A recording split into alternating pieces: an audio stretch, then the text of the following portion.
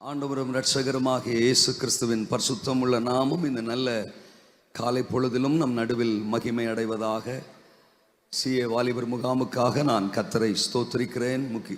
இதனுடைய பொறுப்பில் இருக்கிற கனத்திற்குரிய போதக பிதாக்கள் ஒவ்வொருவருக்கும், அன்பான தேவ ஊழியர்கள் அனைவருக்கும், வந்திருக்கிற வாலிப மக்களாம் உங்கள் எல்லோருக்கும் இரட்சகர் இயேசுவின் விலையேற பெற்ற நாமத்தினால் என்னுடைய வாழ்த்துக்களை நான் தெரிவித்துக் கொள்கிறேன். இந்த வாலிப நாட்களில் தேவனுடைய பிரசன்னத்தில் நீங்கள் இந்த முகாமின் நாட்களில் செலவிட பரிசுத்த ஆவியானவர் உங்களை கொண்டு வந்திருக்கிறார். நீங்கள் பாக்கியவான்கள். ராஜ்யவாசி என்கிற கருப்பொருளை மையமாக வைத்து இந்த முகாமை பரிசுத்த ஆவியானவர் முன்னின்று நடத்தி கொண்டிருக்கிறார். நாம் பரலோகத்திற்குரியவர்கள். எத்தனை பேர் அதை ஒத்துக்கொள்ளுகிறீர்கள்? அப்போஸ்தலனாகிய பவுல் ரோம திருச்சபைக்கு எழுதின நிருபம் அதனுடைய 14வது அதிகாரம் அதனுடைய 17வது வசனத்தை நான் வாசிக்கிறேன். 14:17. தேவனுடைய ராஜ்யம் புசிப்பும் குடிப்பும் அல்ல, அது நீதியும் சமாதானமும் பரிசுத்தாவியினால் உண்டாகும் சந்தோஷமுமாய் இருக்கிறது. தேவனுடைய ராஜ்யம், அவருடைய ஆளுகை, அவருடைய ஆளுகையின் மக்களாக நாம் இருக்கிறோம். தேவன் நம்மை ஆளுகிறபடியினால் நாம் ஏற்கனவே தேவனுடைய ராஜ்யத்திற்கு உட்பட்ட பிள்ளைகளாகத்தான் வாழுகிறோம். இந்த உலகத்தில் 2 விதமான ஆளுகை. ஒன்று, இந்த உலகத்தை சிருஷ்டித்த சர்வ வல்லவருடைய ஆளுகை. அந்த ஆளுகைக்குள் இருக்கிறவர்கள் நாம் தேவனுடைய ராஜ்யத்திற்குள் இருக்கிறவர்களாய் கருதப்படுகிறோம். உலகம் பொல்லாங்கனுக்குள் கிடக்கிறது. 1 யோவான் 5:19 வாசிக்கிறோம். முழு உலகமும் பொல்லாங்கனுக்குள், சாத்தானுக்குள், பிசாசுக்குள், அவனுடைய ஆளுகைக்குள்ளும் இன்றைக்கு உலகம் இருக்கிறது. ஜனங்கள் இருளுக்குள்ளே, பிசாசுடைய ஆதிகாசனுடைய ஆளுகை ஒருபுறம். பாவங்களை அறிக்கையிட்டு இயேசு கிறிஸ்துவை சொந்த இரட்சகராக ஏற்றுக்கொண்டு அவருடைய பிள்ளைகளாக மாறி அவருடைய ஆளுகைக்குட்பட்டிருக்கிற நாம் ராஜ்யவாசிகளால் இருக்கிறோம் என்பதில் எந்த மாற்று கருத்துக்கும் இடமில்லை. நாம் தான் தேவராஜ்யத்தின் வாசிகள், தேவராஜ்யத்தின் மக்கள். ஆனா சத்துரு எப்பொழுதுமே தேவனுடைய பிள்ளைகளுக்கு விரோதமாகத்தான் தீர்மானிக்கிறான். யோவான் 10:10 படிக்கிறோம் இல்லையா? திருடன் திருடவும் கொல்லவும் அழிக்கவும் வருகிறானே அன்றி வேறொன்றுக்கும் வரான். ஜனங்களை எப்படியாகிலும் இருளுக்குள்ள, தன்னுடைய ஆளுகைக்குள்ள வச்சிடணும். குறிப்பா வாலிப உலகத்தை இருளின் அடிமைத்தனத்துக்குள்ள அவர்களை அடக்கி வச்சிடணும். கர்த்தருக்குள்ள, வெளிச்சத்துக்குள்ள, ரட்சிப்பின் அனுபவத்துக்குள்ள அவர்களை விடக்கூடாது. தேவன் அவர்களுக்கு குறித்து வைத்திருக்கிற பிரகாசமான எதிர்காலத்திற்கு நேராக அவர்களை நாம் விட்டுவிடக் கூடாது என்று பிசாசு ஒவ்வொரு வாலிபனையும் தன்னுடைய அடிமைத்தனத்துக்குள்ள, ஆளுகைக்குள்ள வைத்துவிட துடிக்கிறான். என் வாழ்க்கையில கூட பிசாசு அப்படித்தான். என்னுடைய 18வது வயது வரைக்கும் அவனுடைய ஆளுகைக்குள்ளதான் வச்சிருந்தான். 1989ஆம் ஆண்டு என்னுடைய பெற்றோர் ரட்சிக்கப்பட்டார்கள். அப்ப நான் 10வது வகுப்பு படித்து கொண்டிருக்கிறேன். எங்க அம்மா மரண தருவாயில அல்சர், குடல் புண் வியாதி முற்றி போய் அவங்கள பல மாதம் ஹாஸ்பிட்டலில் வச்சு ட்ரீட்மெண்ட் பண்றாங்க. கியூர் ஆகல, சுகமாகல. ஒரு கட்டத்தில் டாக்டர் சொல்லிட்டாங்க, அவங்கள காப்பாற்றுவது ரொம்ப கடினம், அவங்கள காப்பாற்ற வாய்ப்பு இல்லை. இன்றைக்கு சாயங்காலம் 5 மணிக்கு சொல்றாரு, நாளைக்கு சாயங்காலம் 5 மணி வரைக்கும் தான் அவங்க உயிரோடு இருப்பாங்க. இன்னும் 24 மணி நேரம் தான் அவங்களுக்கு டைம். நீங்க காலையில ஆம்புலன்ஸ்ல வீட்டுக்கு தோத்திரம் அவங்கள அழைச்சிட்டு போயிடுங்க அப்படின்னு டாக்டர் சொல்லிட்டாரு. எங்க அப்பாவுக்கு என்ன செய்யறதுன்னு தெரியல. பயங்கர துக்கம், வேதனை. சொந்த பந்தங்களுக்கெல்லாம் தகவல் சொல்றாங்க முத நாள் சாயங்காலமே. அப்படி துக்கத்தோட எங்க அப்பா ஹாஸ்பிட்டல் இருக்கும்போது படுத்த படுக்கையா பெட்ல எங்க அம்மா இருக்கிறாங்க. பாருங்க, அன்றைக்கு மாலையில ஆஸ்பத்திரி ஊழியம் செய்யற 2 பேர் அந்த ஆஸ்பத்திரிக்கு வந்திருக்கிறாங்க. ஆண்டவருடைய முன்குறிப்பு பாருங்க, ஆண்டுடைய அன்பை பாருங்க. அன்றைக்கு அவங்க வேற எந்த ஆஸ்பத்திரிக்காவது போயிருக்கலாம், ஆனா குறிப்பா அவர் அற்புதம் செய்வார். அவர் மரணத்தை ஜெயித்தவர், உயிரோடு எழுந்தவர், அவர் வியாதியை நீக்குகிற பரிகாரி, உங்க மனைவிக்கு அற்புதம் செய்வார்னு ஆண்டுடைய வார்த்தையை சொல்லிட்டு என்னுடைய தாயாருக்காக தலையில கை வச்சு ஜெபம் பண்ணிட்டு போயிட்டாங்க. அன்றைக்கு இரவு எங்க அம்மா படுத்த படுக்கையிலே ஆண்டவரை பார்த்து சொன்னாங்க. அப்படின்னு ஒரு சத்தம் கேட்டுச்சான். ஏதோ ஒரு வல்லமை என் தாயினுடைய சரீரத்துக்குள்ள இறங்கி இருக்கு. பரிபூரணமாய் சுகமடைந்தார்கள். இன்றைக்கு வரைக்கும் என் தாயார் உயிரோடு இருக்கிறாங்க. 24 மணி நேரத்தில் மரிச்சு போயிடுவாங்க அப்படின்னு டாக்டர் சொல்லிட்டாரு. ஆனா இன்றைக்கு வரைக்கும் என் தாயாரை இயேசு உயிரோடு வைத்திருக்கிறார். ஆஸ்பத்திரிக்கே பெரிய ஆச்சரியமா போயிடுச்சு, பிரமிப்பா போயிடுச்சு. காலையில் எழுந்து என் தாயார் இந்த சம்பவத்தை சொல்லியிருக்கிறாங்க. இயேசுதான் என் தாயாருக்கு உயிர் கொடுத்தார். அதிலிருந்து என் தகப்பனும் தாயும் சபைக்கு போக ஆரம்பிச்சிட்டாங்க. நான் 10ஆம் கிளாஸ் முடிச்சுட்டு 11ஆம் கிளாஸுக்கு போறேன். 10ஆம் கிளாஸ் படிக்கிற வரைக்கும் எங்க அப்பா அம்மா பேச்சுக்கு தான் நான் கீழ்ப்படிவேன், நல்ல பிள்ளையா இருந்தேன். ஸ்கூல்ல நான் நல்லா படிப்பேன், என் கிளாஸ்ல எப்பொழுதும் நான் ஃபர்ஸ்டா இருப்பேன். 10th நான் படிக்கும்போது எங்க டிஸ்ட்ரிக்ட்ல நான் செகண்டா வந்தேன். அந்த மாதிரி நல்லா படிப்பேன். என்னை இன்ஜினியர் ஆக்கணும் அப்படின்னு எங்க அப்பா அம்மாவுக்கு ஆசை. அதனால என்ன +1 படிக்க வச்சாங்க தோதரா. ஆனா நான் +1 படிக்க போன உடனே எனக்கு எக்ஸ்ட்ரா ஒரு வால் முளைச்சிட்டு தோதரா. புது ஃப்ரெண்ட்ஷிப்பு, புது அட்மாஸ்பியர் தோத்துற, பழக்க வழக்கங்கள்லாம் மாறி போச்சு. சினிமா, ஊர் சுத்துறது, ஜாலியா என்ஜாய் பண்ணணும் அப்படிங்கிற திங்கிங் எல்லாம் வந்துருச்சு.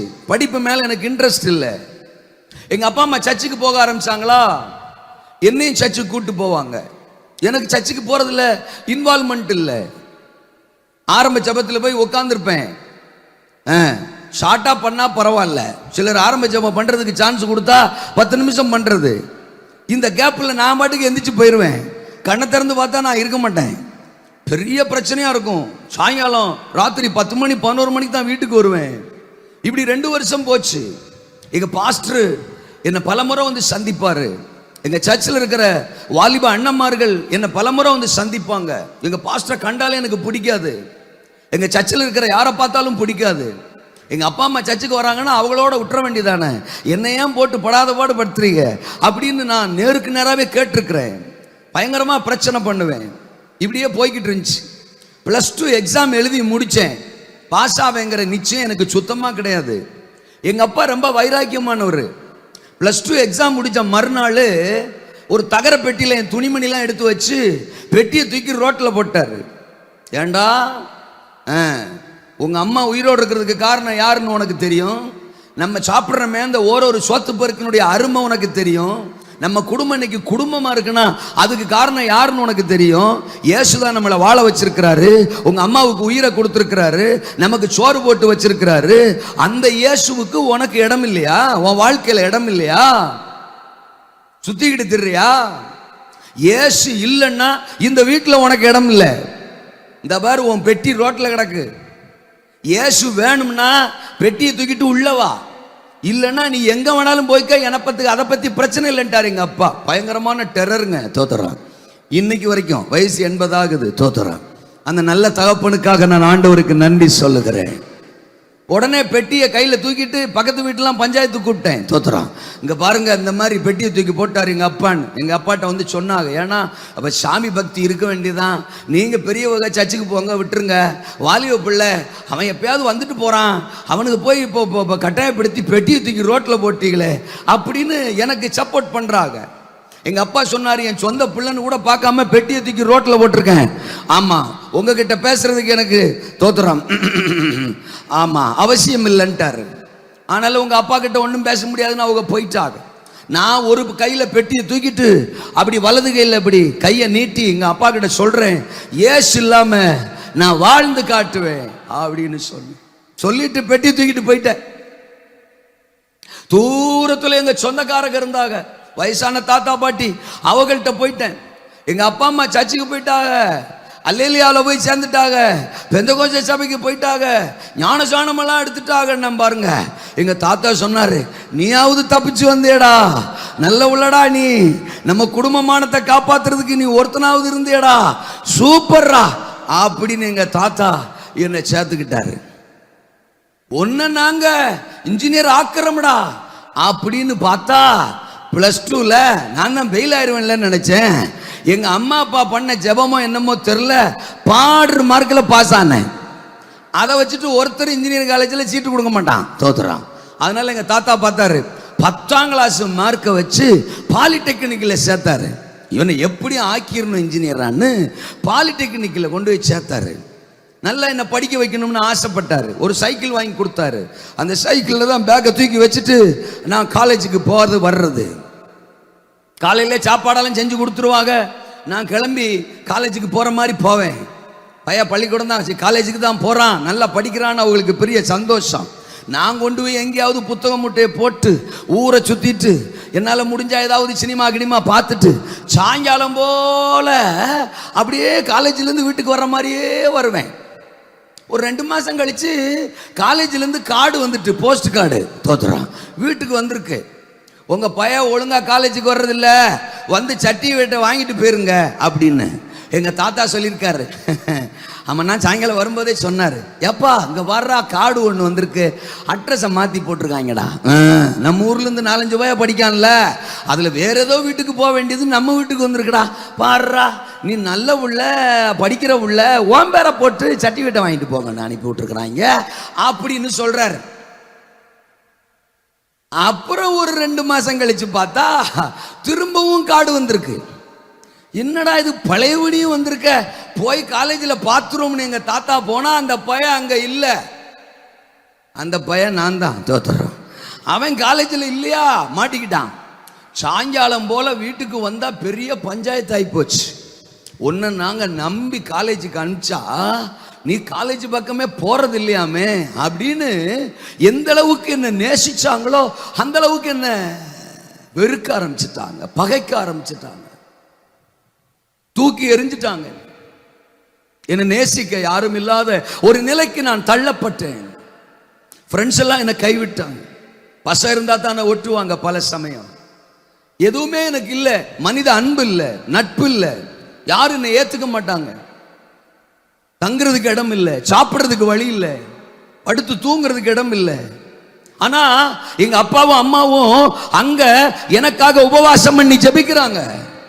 எங்க சபையே எனக்காக ஜெபம் பண்ணுது, எங்க பாஸ்டரே எனக்காக ஜெபம் பண்றாரு. அதுல குறிப்பா எங்க அம்மா வெள்ளிக்கிழமை 3 நேரமும் தண்ணி கூட குடிக்காம முழு உபவாசம் போட்டு ஜெபம் பண்ணுவாங்க.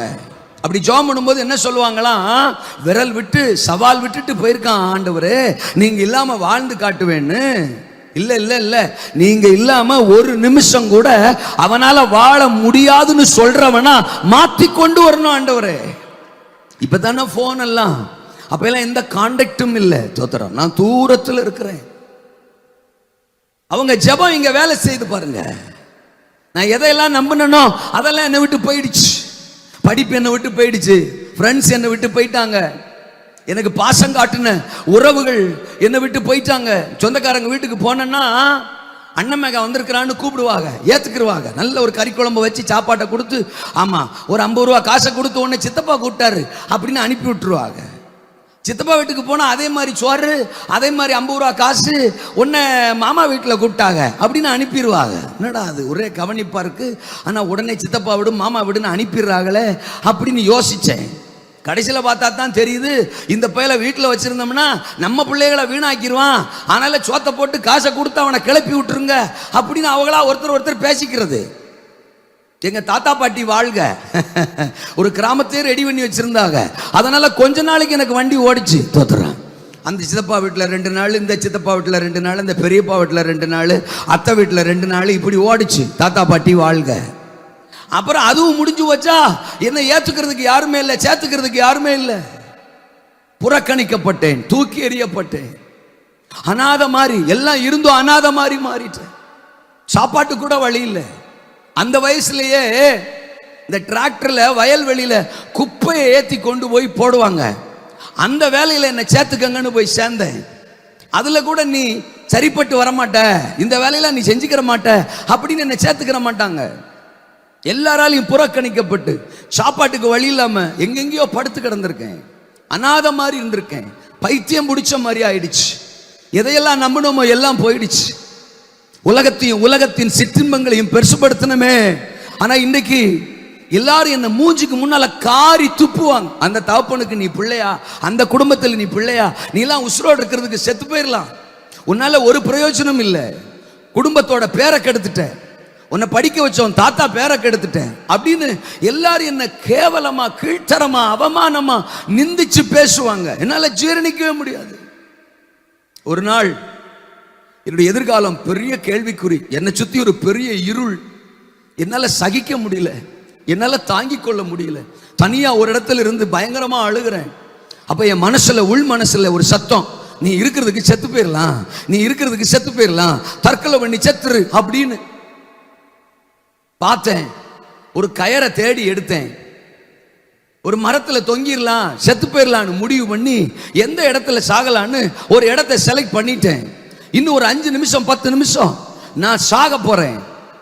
அந்த தருணத்துல there was nobody, அங்க யாரும் கிடையாது, நான் மட்டும்தான் இருக்கேன், நான் மட்டும்தான் இருக்கேன். எனக்கு ஆண்டவரை பத்தி தெரியும், ஏன்னா எங்க அம்மாவுக்கு அற்புதம் செஞ்சிருக்கிறார்ல. அப்பப்ப நான் சர்ச்சுக்கு போயிருக்கிறேன், ஆண்டவருடைய வார்த்தையை நான் கேட்டிருக்கிறேன். ஆனா என் வாலிபம், என்னுடைய சிற்றின்ப மோகம், உலக ஆசை ஆண்டவருக்குள்ள வர என்னை தடுத்துருச்சு. அவருடைய ராஜ்ய வாசியா நான் மாறுவதற்கு சாத்தான் என்னை விடல. அவனுடைய கட்டுப்பாட்டுக்குள்ளேயே, இருளுக்குள்ளேயே, பாவத்துக்குள்ளேயே, அசுத்தத்துக்குள்ளேயே என்னை புதைச்சு போடுறதுக்கு தான் அவன் பிளான் பண்ணான். இப்ப நான் தனியா அடுத்த 5 நிமிஷத்துல தற்கொலை பண்ண போறேன். ஒரு பெரிய இருளுக்குள்ள இருந்த மாதிரி இருக்குது. திடீர்னு என்னை அறியாமல் ஒரு சத்தம் எனக்கு கேட்குது, யாரோ என்கிட்ட பேசுற மாதிரி. என் பக்கத்துல யாரும் இல்லை, but I heard a voice. எனக்கு ஒரு சத்தம் கேட்டுச்சு, நீ என்ன வெறுக்கிற, நான் உன்னை நேசிக்கிறேன். நீ என்ன வெறுக்கிற, நான் உன்னை நேசிக்கிறேன். என்ன சொல்லிட்டு வந்த? இயேசு இல்லாம வாழ்ந்து காட்டுவேன்னு சவால் விட்டுட்டு வந்த. நீ எந்த கையில சவால் விட்டியோ அந்த கையில நீ சாகிறதுக்கான கயிறு இருக்கு. இப்ப கூட உன் வாழ்க்கைய எனக்கு ஒப்பு கொடுத்து பாரு, உலகம் பேசுற ஆளா உன்னை மாத்தி காட்டுவேன், உன்னை ஆயிரங்களுக்கு பயனுள்ளவனா மாத்தி காட்டுவேன், ஒரு பெரிய எதிர்காலத்தை உனக்கு தருவேன் அப்படின்னு யாரோ என்கிட்ட பேசுற மாதிரி இருக்கு. இந்த சத்தம் எனக்கு கேட்கும் போது எங்க பாஸ்டர் நான் பேசினது, எங்க அப்பா அம்மாட்ட சவால் விட்டது, இது எல்லாமே என் கண்ணுக்கு முன்னால் ஒரு படம் மாதிரி ஓடுது. எனக்குள்ளே தேம்பி தேம்பி அழணும் தோணுது, சத்தமா அழுகிறேன். அதே இடத்துல முழங்கால் படியிட்டு கையில தூக்கு கயிறோட இயேசுவுக்கு என் வாழ்க்கைய ஒப்பு கொடுத்தேன். ஆண்டவரே, நான் தோத்துட்டேன். ஆண்டவரே, நீர் மெய்யான தேவன், நீர் ஜெய கிறிஸ்து. இனி என் வாழ்க்கைய நீங்க தான் ஆளுகை செய்யணும், என் இருதயத்தை நீங்க தான் ஆளுகை செய்யணும். உங்க பிள்ளை அந்த உலகத்துல வாழ என்னை அர்ப்பணிக்கிறேன்னு சொல்லி அந்த 18 வயசுல என் வாழ்க்கையை இயேசுவுக்கு அர்ப்பணிச்சேன். எங்க தாத்தா பாட்டிட்ட போய் கெஞ்சுறேன், எங்க அப்பா அம்மாட்ட போறதுக்கு பணம் கொடுங்க, நம்ப மாட்டுறாங்க, தோத்துறோம். அப்புறம் அப்படி இப்படி கெஞ்சி கொஞ்சம் காசை வாங்கிட்டு திரும்பி என் தகப்பனிடத்துல வந்தேன். பைபிள்ல இளைய குமாரன், என் கதையில ஒரு சின்ன மாற்றம், நான் மூத்த குமாரன், அவ்வளவுதான். எங்க அப்பாவு சொல்றாரு, எனக்கு தெரியும்டா தோத்துறோம், நீ வருவேன்னு தெரியும்டா, அப்பா உன்னை கொண்டு வருவாருன்னு தெரியும்டா அப்படின்றாரு. தோத்துறோம். ஆமா, அதே வாரம் நான் சர்ச்சுக்கு போனேன். ஆண்டவருக்கு என்னை அர்ப்பணித்து கர்த்தரை ஆராதிக்க ஆரம்பிச்சேன். சபையினுடைய எல்லா காரியங்களிலும் நான் ஈடுபட ஆரம்பிச்சேன். கர்த்தருக்கு ஸ்தோத்திரம். 1992ஆம் ஆண்டு பிப்ரவரி மாசம் என் வாழ்க்கையை ஆண்டவருக்கு ஒப்பு கொடுத்தேன். இன்றைக்கு வரைக்கும் எந்த ஞாயிற்றுக்கிழமையும் நான் மிஸ் பண்ணதே இல்லை. ஈவன் a single Sunday என் லைஃப்ல ஒரு ஆராதனையை கூட நான் மிஸ் பண்ணதில்லை. எங்க சர்ச்சிலையும் சிஏ இருந்துச்சு, எங்க சர்ச்சிலையும் வாலிபர் கூட்டம் இருந்துச்சு.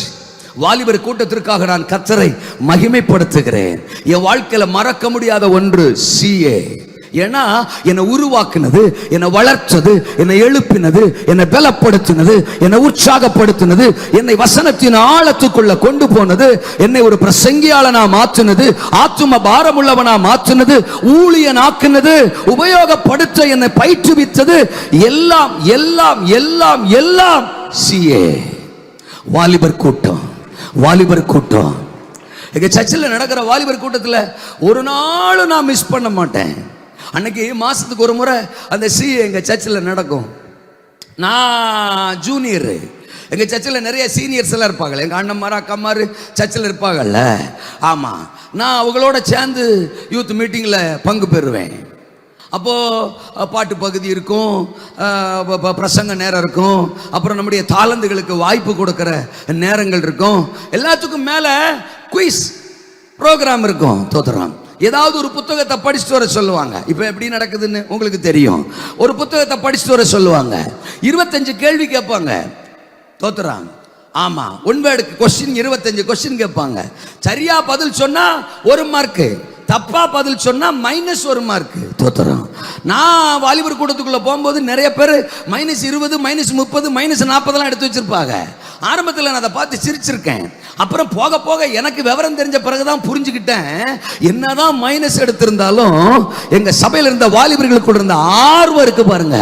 அன்னைக்கு இருந்த வசன ஆர்வம், கர்த்தருக்காக வளரணும்னு இருந்த அந்த உற்சாகம், அதுல யாருமே குறைஞ்சிருக்க மாட்டாங்க. மைனஸா இருந்தாலும் பரவாயில்ல, தூக்குவோம்டா கைய.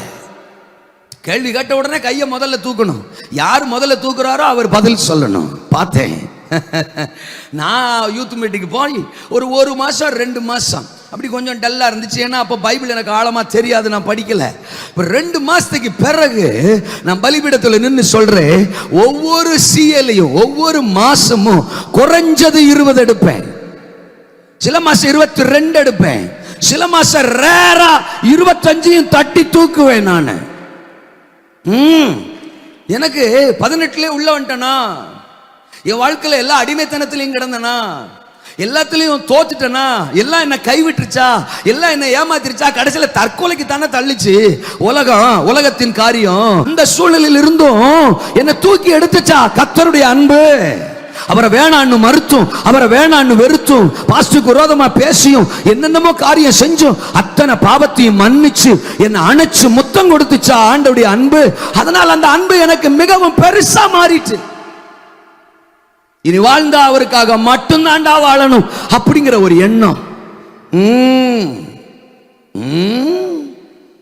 ஆமா, நான் அடிக்கடி என்னை பத்தி நானே சொல்லிக்கிறேன், நான் ஒரு வசன காதலன்.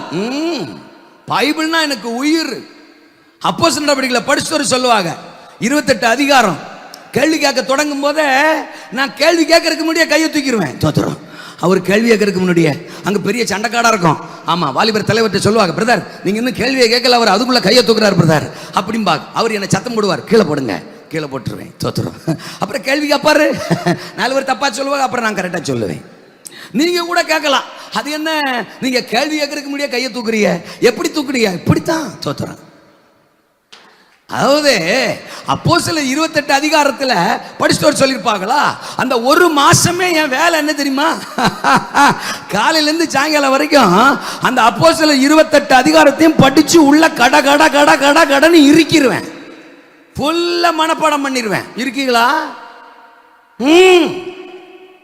வடக்கிருந்து தெற்க, கிழக்கிருந்து மேற்க, மேல இருந்து கீழே அடிச்சு கமா, செமிகோலன், புல் ஸ்டாப் எல்லாம் உள்ள இருக்கும். யோ நீர் அப்போஸ்தலர் நடவடிக்கை தானே கேட்பீரு, கேளுமியா? நான் இந்த ஒரு மாசம் என் சொல்லியா தானே. என் தம்பி சாயங்காலம் ஸ்கூல் முடிச்சுட்டு வருவான், அவன்கிட்ட 9 அதிகாரம் ஒப்பிக்கிறேன்டாம். அவன் சொல்லுவான், இவன் என்ன விளையாடவே விட மாட்டான் அப்படிம்பா. இப்ப அவன் 2 சர்ச்சுக்கு பாஸ்டரா இருக்கான். தோத்துறான். இவன் என்ன விளையாடவே விட மாட்டான். எங்க தம்பி சொல்லுவான், எங்க அம்மா அடுப்பு ஊதிக்கிட்டு இருப்பாங்க. அப்ப எல்லாம் குழல் தானே, இந்த விறகு அடுப்பு தானே, ஊதிக்கிட்டு இருப்பாங்க. எங்க அம்மாட்ட போய் உங்ககிட்ட நான் 3 அதிகாரம் ஒப்பிக்கிறேன். இவன் சமைக்கவே விட மாட்டான். எங்க அம்மா சமைக்கவே விட மாட்டான். எங்க அப்பா சொல்லுவாரு, வா மக்களை நான் கேட்கறேன்டா அப்படிம்பாரு. உங்க தென்னை அப்படின்னு எங்க அப்பாட்ட போய் ஒப்பிப்பேன். அவர் தூங்கிடுவாரு. அடிச்சு கிளப்புறது. தோத்துறேன். ஒரு ஓட்ட சைக்கிள் ஒன்று எங்கள் அப்பா வாங்கி கொடுத்துருந்தாரு தோத்துறோம். அந்த சைக்கிளில் தான் சர்ச்சுக்கு போகிறது வர்றது, ஒரு மீட்டிங் மிஸ் பண்ணுறது கிடையாது, ஒரு வாலிபர் கூட்டத்தை விடுறது கிடையாது, சர்ச்சில் நடக்கிற எந்த காரியத்தை விடுறது கிடையாது. ஊழியமாக சகலத்திலும் நான் தான் முத ஆளாக இருக்கணும். சர்ச்சுக்கு போன உடனே விளக்கமாறு எடுப்பேன், கூட்டுறதுக்கு தான் தோத்துறோம். கூட்டுறது, பாய் போடுறது, சன்னலை துடைக்கிறது, அத்தனை வேலையும் என்ன மாதிரி பாத்ரூம் கக்கூசு கழுவுறதுக்கு யாராலையும் முடியாது. யோசுவா என்னும் பணிவிடைக்காரனாகிய வாலிபன் அதை படிக்கும் போதெல்லாம் அந்த பேரு என் பேரா இருக்கணும்னு நினைப்பேன் நான். எங்க அப்பா சொல்லி கொடுத்துருக்கிறார், நீ பைபிள் படிக்கும் போது எந்த கேரக்டரை படிக்கிறியோ அந்த கேரக்டராவே நீ மாறிடணும்னு சொல்லி இருக்கிறாரு. எங்க அப்பாவுக்காக நான் நன்றி சொல்லுவேன். அப்படியே மனப்பாடம் பண்ணி படிச்சு தோத்துறோம். அவர் கேட்கிற அத்தனை கேள்விக்கு பதில் சொல்றது. அதான் சொல்றேன், சில மாசம்லாம் 25க்கு 25 தட்டி தூக்கிடுவேன் நான். இருக்கிறீங்களா? பைபிள் என் உணவாக, ஆகாரத்தை பார்க்கலும் யோபு சொன்ன மாதிரி வசனம் எனக்கு மேன்மையானதாக மாறி போச்சு. அந்த வசனம் தான் என்னை உருவாக்குச்சு. எங்க சர்ச்சிலேயே முத ஊழிய அழைப்பு பெற்றவன், ஊழியத்துக்கு அர்ப்பணிச்சவன், வேளாண்மை கல்லூரிக்கு போறேன்னு சொல்றவன் நான் தான்.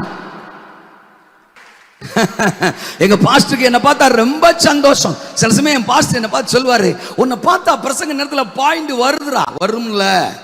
வரணும்ல தோத்துறான். பாஸ்டர் ஜாம் பண்ணிட்டு வர்றாரோ இல்லையோ, நான் பிரசங்கத்துக்கு ஜாம் பண்ணிட்டு போவேன். என் கூட நீங்க பேசணும் ஆண்டவரே அப்படின்ட்டு போவேன். எங்க சர்ச்சில் யாரும் ஒரு மாதிரி டல்லா இருக்கவே கூடாது, விட மாட்டேன் நான் தோத்துறேன். ஆமா, அப்பப்ப அல்லிலே சவுண்டு என் பக்கம் எல்லார் கவனத்தையும் திருப்புவேன் தோத்துறேன்.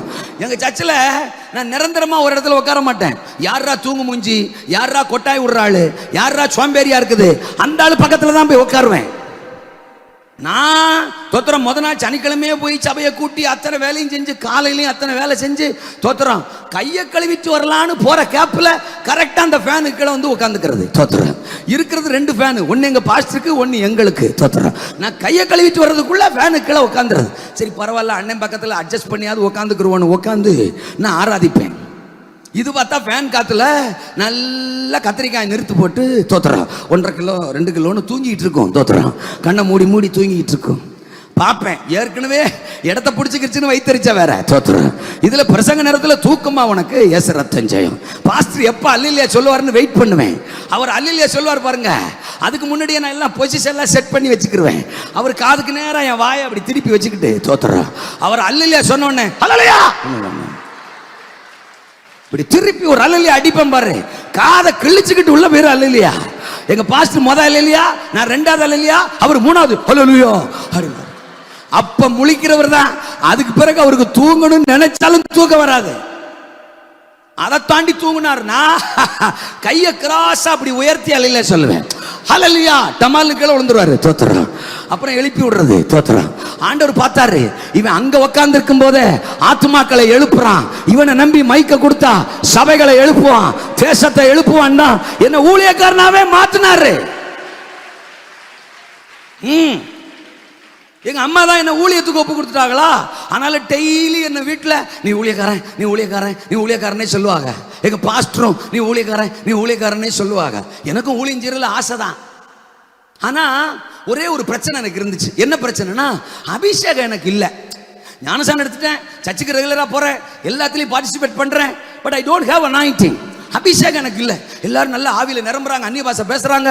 எனக்கு அதை பார்க்குறப்ப எல்லாம் மனசுக்கு பாரமா இருக்கும். என் மேல இன்னும் அபிஷேகம் வரலையேன்னு ஏங்கிக்கிட்டு இருப்பேன். எங்க சர்ச்சில் ஒரு 40 days ஃபாஸ்டிங் பிரேயர் நடந்துச்சு தோத்திரம். அந்த ஃபாஸ்டிங் பிரேயர் எப்படி நடந்துச்சு, எங்க பாஸ்டர் என்ன பண்ணாருன்னா, ஒரு கிராமத்துலயும் ஒரு நாள் விசுவாசிக்க வீட்டில் ஒரு விசுவாசி வீட்லயும் ஒரு நாள், அப்படி 40 நாள் நடக்கு தோத்திரம். நான் கடைசி 7 நாள் நான் ஃபாஸ்டிங் போட்டேன். 7 நாள் ஃபுல் ஃபாஸ்டிங். நான் எதுக்கு ஃபாஸ்டிங் போட்டிருக்கிறேன்னா, எனக்கு அபிஷேகம் வேணும். அன்னைக்கெல்லாம் சபா அதுக்கு தான் ஃபாஸ்டிங் போட்டுச்சு தோத்திரம். அபிஷேகம் வேணும், கிருபை வேணும், ஜெபாவி வேணும், தேவனை இன்னும் நெருங்கணும், பாவத்தை விடணும், பரிசுத்தத்தில் வாழணும். இதுக்காகவே தான் நாங்கள் ஃபாஸ்டிங் போடுவோம். வேற எதுவும் வேணும், மேரி வேணும் தோத்திரம், அப்புறம் ரோசி வேணும் தோத்திரம், அப்புறம் ஜோசப் வேணும், அப்படிலாம் ஃபாஸ்டிங் போடுறதில்ல. கொதவளை நெரிச்சு கொல்ல அல்லேலூயா, அதுக்கெல்லாம் ஃபாஸ்டிங் போடுறதில்ல. நாங்கள் அபிஷேகத்துக்காக தான் ஃபாஸ்டிங். அன்னைக்கு நான் 7 நாள் அபிஷேகத்துக்காக ஃபாஸ்டிங் போடுறேன் தோத்திரம். பார்த்தா 6 நாள் போயிட்டு, எனக்கு 6 நாள் போயிட்டு சபைக்கு 39 நாள் போயிட்டு கடைசி நாள் இன்னும் அபிஷேகம் வரல. அவர் அமைதியா இருக்கார். பலமுறை அப்படித்தான் இருக்காரு. தோத்திரம். அமைதியா இருந்தார். எனக்கு அபிஷேகமே வரல, ரொம்ப சங்கடமா போச்சு. அப்ப 40வது நாளா, கடைசி நாளா, நான் காலையில வீட்டுல ஜெபம் பண்றேன். ஆண்டவரே இந்த பாருங்க, தோத்திரம், நீங்க சர்வ வல்லமை உள்ளவர், நீங்க என்ன அழைச்சிருக்கீங்க. அப்பா எனக்கு அபிஷேகம் வேணும் தான் ஃபாஸ்டிங் போட்டிருக்கேன். 6 நாள் முடிஞ்சு போச்சு, நீங்க இன்னும் அபிஷேகம் கொடுக்கல. இன்னைக்கு கடைசி நாள். இந்த பாருங்க, இன்னைக்கு அபிஷேகத்தை கொடுத்தீங்கன்னா நான் முழு நேர ஊழியத்துக்கு வர்றேன். இன்னைக்கு நீங்க எனக்கு கொடுக்கலன்னா நீங்க எப்போ வேணாலும் கொடுங்க. தோத்திரம். உங்க கூட நான் சண்டை விட மாட்டேன். நீங்க எப்போ வேணாலும் கொடுங்க. ஆனா நான் ஃபுல் டைம் மினிஸ்ட்ரிக்கு வர மாட்டேன். டீலா? நோ டீலா. நான் சர்ச்சுக்கு விசுவாசி மாதிரியே போய் எங்க பாஸ்டருக்கு முடிஞ்ச உதவிகளை செஞ்சுட்டு நான் ஏதாவது வேற நான் பழச்சிக்கிறேன். ஊழியத்துக்கு முழு நேரமா வரமாட்டேன். இன்னைக்கு அபிஷேகம் கொடுக்கலனா அப்படின்னு ஒரு குட்டி ஜெபம் காலையில என் தனி ஜெபத்தில் ஜெபம் பண்ணிட்டு எங்க அம்மாவையும் சைக்கிளில் உட்கார வச்சுட்டு 8 கிலோமீட்டருங்க கிராமம். அன்னைக்கு கடைசி நாள் ஒரு கிராமத்தில் நடக்குதுங்க. 8 கிலோமீட்டர் சைக்கிள் மிதிச்சு போறோம். போனா ஆமா எங்க பாஸ்டர் கரெக்ட் டயத்துக்கு போயிடணும். இல்லட்ட மீசெல்லாம் வச்சிருப்பாரு, ஒரு சைஸா பாப்பாரு, அதுலயே சொல்லி முடிஞ்சிடும். தோத்திரம். ஆமா ஜெபம் ஆரம்பிச்சிட்டாங்க. பாஸ்டர் ஒரு சைஸா பார்த்தார், அப்படியே தலையை குனிஞ்சிட்டு அந்த வீட்டுக்குள்ள ஒரு மூலையில உட்காந்துட்டேன். தோத்திரம். போற்றி துதிப்போம் எம் தேவ தேவனே புதிய இதயமுடனே அந்த பாட்டு ஓடிக்கிட்டு இருக்கு. அந்த பாட்டு ஓடிக்கிட்டு இருக்கு. நானும் சேர்ந்து கையை தட்டி பாடுறேன். தோத்திரம். என்னுடைய ஒரே நோக்கம் அபிஷேகம், அபிஷேகம், அபிஷேகம், ஊழியம், ஊழியம், அபிஷேகம், முழு நேர ஊழியம், அபிஷேகம். இன்னைக்கு கிடைச்சாதான் அப்படின்னே தோத்திரம் பண்ணிட்டே இருக்கேன். அப்புறம் அந்த சரணத்துல அடுத்த கடைசி சரணம், பூமி அகிலமும் சாட்சியாகவே போங்கள் என்ற அந்த அந்த அந்த அந்த அந்த அந்த சரணம் பாடுறாங்களா. அந்த பல்லவி சரணம் பாடும்போது அந்த வரி பாட ஆரம்பிச்சது அவ்வளவுதான் அப்படின்னு ஒரு கரண்ட் ஷாக் மாதிரி அடிச்சது பாரு. அடுத்த 10, 15, 20 நிமிஷம் என்ன நடந்துச்சுன்னு தெரியல. அடிச்சு உருண்டு பிறண்டு வாயெல்லாம் கொளறி அந்நிய பாஷை பேசி இருக்கிற ஆளெல்லாம் புரட்டி. தோத்திரம். எங்க பாஸ்டர் எல்லாரும் எந்திரிச்சு நின்னு தோத்திரம், ஐயோ ஸ்டான்லியை கத்தர் அபிஷேகம் பண்ணிட்டாரு அப்படின்னு எல்லாருக்குமே சந்தோஷம். என்ன எல்லாருமே ஜெபம் பண்றாங்க. அபிஷேகத்துல என்ன நிரப்பிட்டாரு கத்தர். அப்படியே அந்த அந்நிய பாஷெல்லாம் பேசி அந்த கொஞ்சம் ரிலாக்ஸ் ஆகும். பார்த்தீங்களா, ஒரு 20 நிமிஷம் கழிச்சு அப்படி ரிலாக்ஸ் ஆகிற தோத்திரம் ஒரு சத்தம், மகனே மகனே. நான் சொன்னேன் இன்னைக்கு உன்னை அபிஷேகம் பண்ணா முழு நேர ஊழியத்துக்கு வர்றேன்னு. இன்னைக்கு அபிஷேகம் பண்ணலன்னா நான் முழு நேர ஊழியத்துக்கு வரமாட்டேன்னு சொன்னேன்ல, நம்புறியா? வர்றியா? என்ன சொல்ற அப்படின்னு எங்க பாஸ்டர் வீட்டுல தோத்திரம் பணிவிட செஞ்சுக்கிட்டு இருந்த, பணிவிட ஊழியம் செஞ்சுக்கிட்டு இருந்த ஒரு சாதாரண வாலிப பெண்ணு. அவங்களும் எங்க சிஏல ஒரு மெம்பர், அவங்களும் வாலிபர் கூட்டத்தில் ஒரு மெம்பர், ஒரு வாலிப சகோதரி. பெருசா அவங்க படிக்கல, அவங்க குடும்பத்துல பொருளாதார பின்னணி எல்லாம் பெருசா கிடையாது, கஷ்டப்படுற ஃபேமிலி. பாஸ்டர் வீட்டுல விட்டா பாஸ்டர் வீட்டுக்கும் ஆசீர்வாதம், இந்த பெண்ணுக்கும் ஆசீர்வாதம்னு சொல்லி அந்த சகோதரியை கொண்டு வந்து பாஸ்டர் வீட்டுல பணிவிடைக்காக விட்டுருக்கிறாங்க. அப்படி ஒரு சகோதரி. ஆனா நல்லா ஜெபம் பண்ணுவாங்க. எல்லா யூத் மீட்டிங்லயும் எல்லா சபையினுடைய உபவாச ஜெபங்களையும் தன்னை ஈடுபடுத்தி ஜெபிக்கிற நல்ல ஒரு சகோதரி. பாருங்க, காலையில நான் தனி ஜெபத்துல ஆண்டவர்ட்ட ஜெபிச்சது எங்க அம்மாட்ட கூட சொல்லலங்க. அந்த சகோதரி அப்படியே சொல்லி தீர்க்க தரிசனம் சொல்லுது. அன்னைக்கு இருந்த வாலிபர்கள் அப்படித்தான் தீர்க்க தரிசனம் சொல்லுவார்கள். அவங்க மேல அப்படித்தான் அபிஷேகம் இருந்தது. எங்க பாஸ்டர் கேக்குறா, டேய் என்னடா சொல்லிட்டு வந்த? தோத்திரம், என்னமோ சொல்லி ஜெபிச்சிருக்க அப்படின்னு ஒண்ணு. ஆமா ஆமா, நானும் ரொம்ப நாளா கேட்டேன், அபிஷேகம் வரவே இல்லை. தோத்திரம், இன்னைக்கு ஒத்தக்கல்ல 2 மாங்கா கத்தருக்கு சோத்திரம், எனக்கு அபிஷேகமும் கிடைச்சிட்டு அழைப்பும் கன்ஃபார்ம் ஆயிட்டு அப்படின்னு இருக்கீங்களா? இப்ப அந்த வாலிப சகோதரியை சொல்லவா? அவங்க தான் சொன்ன சாதாரண சகோதரி, படிப்பே கிடையாது. சோத்திரம். ஆமா, ஒரு கிராமத்து சகோதரி. கடைசியில் என்ன பண்ணாங்க? தோத்திரம், ஒரு பிரதருக்கு அவங்கள மேரேஜ் பண்ணி வச்சாங்க. அவரு ஒரு காலு நடக்க முடியாது, கொஞ்சம் கொஞ்சம் ஊனமா தாங்கி தாங்கி நடப்பார். அவர் ஒரு பலவீனமான சகோதரன். அவருக்கும் பெரிய பேக்ரவுண்டு கிடையாது. என்ன நினைச்சு கல்யாணம் பண்ணி வச்சாங்கன்னு தெரியல. இவருக்கு இந்த சகோதரி தான் சரி, இந்த சகோதரிக்கு இவர் தான் சரி அப்படின்னு கல்யாணம் பண்ணி வச்சிருப்பாங்க போல. ஆனா அவரு வாலிப காலத்துல நல்ல கத்தரை வைராக்கியமா தேடுறவர், ஆராதிக்கிறவர். எங்க பாஸ்டருடைய மாமனார் சர்ச்சு பிலிவர். அவரு நல்ல ஒரு சாட்சியுள்ள வாலிபன். அந்த வாலிபனுக்கு இந்த வாலிப சகோதரிய கல்யாணம் பண்ணி வச்சு ஒரு கிராமத்துல ஒரு சின்ன ஊழியத்தை போட்டு நீங்க ஊழியம் செஞ்சுக்கங்க அப்படின்னு கொடுத்துட்டாங்க. கர்த்தருக்கு ஸ்தோத்திரம். இன்னைக்கு சொல்லட்டுமா, எங்க சர்ச்சில் வளர்ந்த அந்த சிஏல வளர்ந்த அந்த வாலிப சகோதரி அந்த ஊழியக்காரர் கல்யாணம் பண்ணி வச்சு அவங்க ஒரு சின்ன ஊழியம் தொடங்கினாங்க. இன்றைக்கு திருவாரூர் மாவட்டத்திலேயே மிகப்பெரிய திருச்சபை அவங்க திருச்சபை தான். 1000க்கும் மேற்பட்ட மக்கள் கூடி ஆராதிக்கிற ஒரு சபை அவங்க திருச்சபை தான். நன்னிலத்தில் பாஸ்டர் பவுல்ராஜ் அவர்களுடைய திருச்சபை இன்னைக்கு அந்த பகுதியில் வளர்ந்த ஒரு திருச்சபை. 25 கிளை ஊழியங்கள் அவர்களுக்கு இருக்கிறது. 25 ஊழியர்கள் அவர்கள் மூலமா கர்த்தர் எழுப்பி இருக்கிறார். அந்த 25 சர்ச்சிலையுமே ஒரு சர்ச்சிலையும் குறைஞ்சது 100 பேர் இருப்பாங்க. அந்த 100 பேருக்கு மேல ஆத்துமாக்கள் இருப்பாங்க. அப்படி வளர்ந்த சபைகளை கர்த்தர் அவர்களுக்கு கிளை திருச்சபைகளா கொடுத்திருக்கிறார். அப்படி வாலிப காலத்துல எங்க வாழ்க்கையை சீயவுல தேவனுக்கென்று, வார்த்தைக்கென்று, பரிசுத்தத்திற்கென்று, தேவ ராஜ்யத்திற்கென்று அர்ப்பணிச்சதுனால இன்றைக்கு அவர்களையும் பிரகாசமா வச்சிருக்கிறாரு. என் வாழ்க்கையை ஆசீர்வதிச்சு உயர்த்தி வச்சிருக்கிறாரு. பைபிள் காலேஜ்ல நான் படிக்கிறதுக்கு வந்தேன். தோத்திரம் களவாசல்ல. ஆமா, அப்போ எல்லாம் இன்டர்வியூ வச்சு தான் எடுப்பாங்க. தோத்திரம் பாஸ்டரியா ஸ்டீவன்சன் பாஸ்டரியா இருக்கிறாரு. தோத்திரம் அவங்க எங்க செட்டில் தான் அவங்களும் சேர்ந்து படிச்சாங்க. அப்புறம் ஆண்டவர் அவங்கள பெங்களூருக்கு தூக்கிட்டு போயிட்டார். அல்லேலூயா. ஆமா சோத்ரா. நான் அப்போ பார்த்தீங்கன்னா இன்டர்வியூ அப்போ அந்த இன்டர்வியூல 9 மணிக்கு போன நானு 3 மணிக்கு தாங்க உள்ள போறேன். அது வரைக்கும் கியூல நிக்கிறோம். நான் உள்ள போகும்போது மணி 3 மணி. தோத்திரம் அவ்வளவு கூட்டம். உள்ள போற ஆளெல்லாம் பரிதாபமா வெளில வருவான். தோத்திரம் முகமெல்லாம் ஒரு சைஸா இருக்கும். என்ன பிரதர்? ரிஜெக்டட். தோத்திரம் ரிஜெக்டட் அப்படிம்பாரு. தோத்திரம் அவங்க ஒரு 5-6 பேர் உட்கார்ந்துருக்காங்க. நடுவில் நமக்கு ஒரு சேரை போடுறாங்க. ஆளாளுக்கு ஒரு கேள்வியை கேட்கறாங்க. ஒரு கேள்வி தப்பா சொன்ன உடனே ரிஜெக்டட்ன்றாங்க. அப்படின்னா ஆளாளுக்கு சோகமா வெளில வருவாங்க. எனக்கு இங்க வயிறெல்லாம் கரைக்குது. ஆத்தாடி நம்மளை என்ன சொல்ல போறாங்கன்னு தெரியலையே, நம்மளையும் ரிஜெக்ட் பண்ணிடுவாங்களோ அப்படின்ட்டு தான் உள்ள போறேன். நான் போனோடனே அதே மாதிரி ஒரு 4-5 பேர் ஃபேக்கல்ட்டியில பாஸ்டர்மாரையா உட்காந்துருந்தாங்க. எனக்கு ஒரு சேரை போட்டு உட்கார வச்சாங்க. உட்காந்தேன் பாருங்க. உடனே ஒருத்தர் கேட்கிறார், ஒரு ஐயா கேட்கிற பாஸ்டர் கேட்டாரு, ஆமா தம்பி நீங்க ரட்சிக்கப்பட்டிருக்கிறீங்களா அப்படின்னாரு. சூப்பர் கேள்வி. அல்லேலூயா சொல்லுங்க. ஆமா, இன்னைக்கெல்லாம் அதெல்லாம் கேட்க வேண்டிய கேள்வி. ஆமேனா? ஆமா, ரட்சிக்கப்பட்டிருக்கீங்களா? ஆமா ரட்சிக்கப்பட்டிருக்கிறேன்ல. ஆமே நான் ரட்சிக்கப்பட்டிருக்கேன் அப்படின்னு சொன்னேன். அடுத்து ஒருத்தர் கேள்வி கேட்டாரு, கர்த்தர் உங்களை அழைச்சிருக்கிறாரா, உங்களுக்கு அழைப்பு இருக்கா அப்படின்னு கேட்டாரு.